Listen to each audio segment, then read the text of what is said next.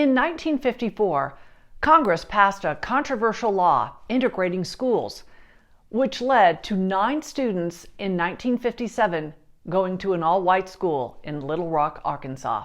We elected to go. Right.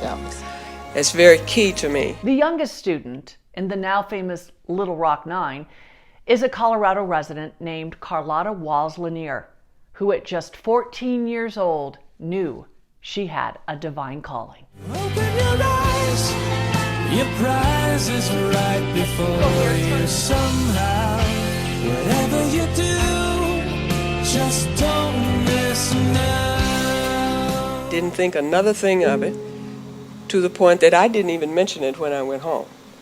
In fact, my parents really didn't know until July that I was going to go to Central. My sister and her colleagues are a part of American history. They were leaders in an arena that was very tough for a young person. She didn't understand why the people were so mean and ugly. And that's the word she used, mean and ugly. What are we looking at here? That is the dress that I wore on the first day of attending Little Rock Central High School. Carlotta LaNier was excited about attending a new school where she hoped to fit in. They were mistreated, they were bullied, they were terrorized, all for the right just to attend school. This was something I always thought that I had a right to do. It was within the law. I had always been taught you stay within the law. When I was 14, I started to reflect on this is the age that my mom went to Central High School and went through all of the challenges that she did.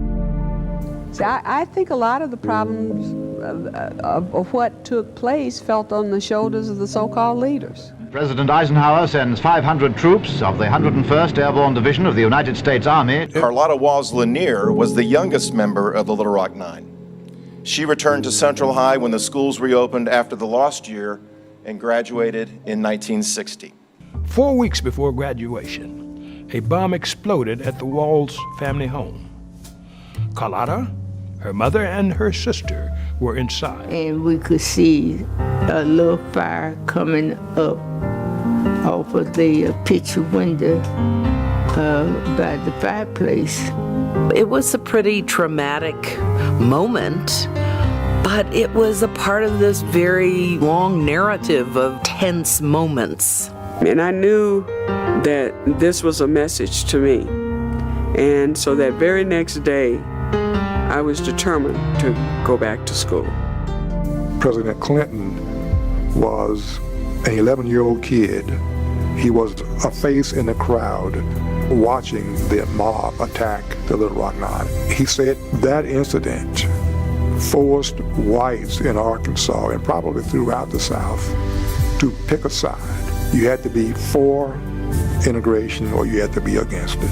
The Little Rock 9, these famed 9 individuals who never saw themselves as celebrities. They didn't realize the history they were making. But the one that really got to all of us was the Congressional Gold Medal.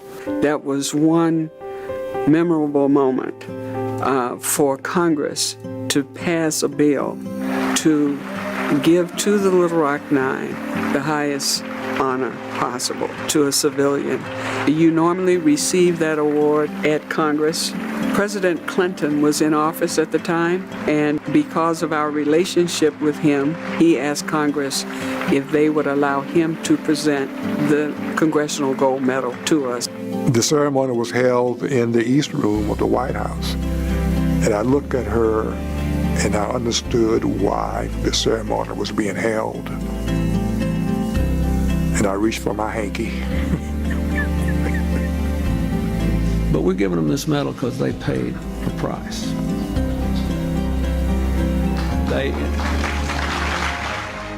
Her legacy is that normal people can do really brave and great things that have a lasting impact on so many people and can inspire others to keep moving society forward.